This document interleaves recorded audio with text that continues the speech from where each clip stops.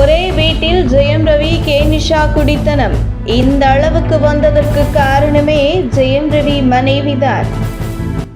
ஜெயம் ரவி வீட்டோட மாப்பிள்ளையான பின்பு அவருடைய சுதந்திரம் பறிக்கப்படுகிறது. மேலும் வீட்டோட மாப்பிள்ளையாக பல சங்கடங்களை மாமியார் மூலம் தொடர்ந்து அனுபவித்துக் கொண்டே இருந்துள்ளார் நடிகர் ஜெயம் ரவி.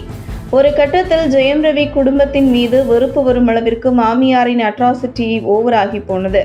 மாமியாரின் அட்ராசிட்டி ஒரு பக்கம் இருந்தால் மறுபக்கம் தொடர்ந்து ஜெயம் ரவியை அவருடைய மனைவி ஆர்த்தி சந்தேகப்படுவது. இதை தாண்டி ஜெயம் ரவி மனைவி ஆர்த்தி செய்கின்ற ஆடம்பர செலவு ஜெயம் ரவிக்கு சுத்தமாக பிடிக்கவில்லை.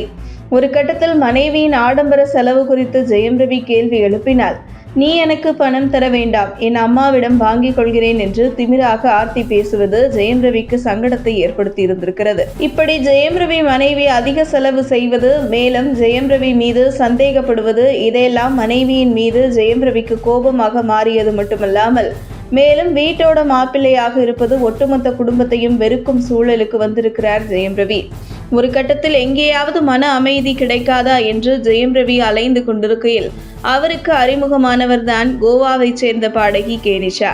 இந்த நிலையில் நிஷா ஆன்மீக பேச்சாளர் என்று கூறப்படும் நிலையில் அவர் மன அமைதி குறித்து பல அறிவுரைகளை வழங்குவார் என்றும் கூறப்படுகிறது. அந்த வகையில் மன அமைதியின்றி தவித்த ஜெயம் ரவியை தன்னுடைய பேச்சால் சாந்தப்படுத்தியது மட்டுமல்லாமல் தன்னிடம் சாந்தமடைய வைத்துள்ளார் பாடகி நிஷா.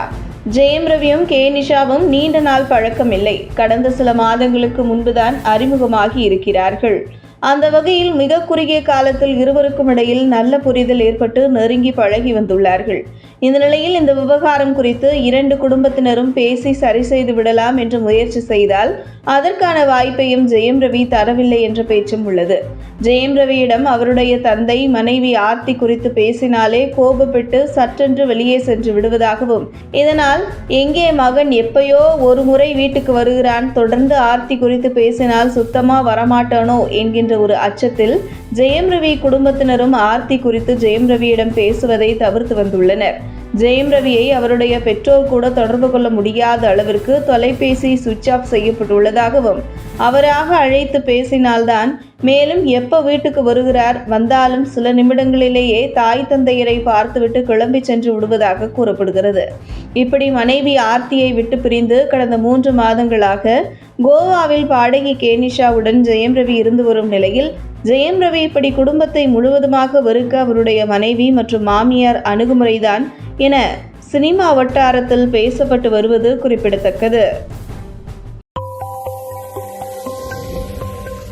உங்கள் தின சேவல்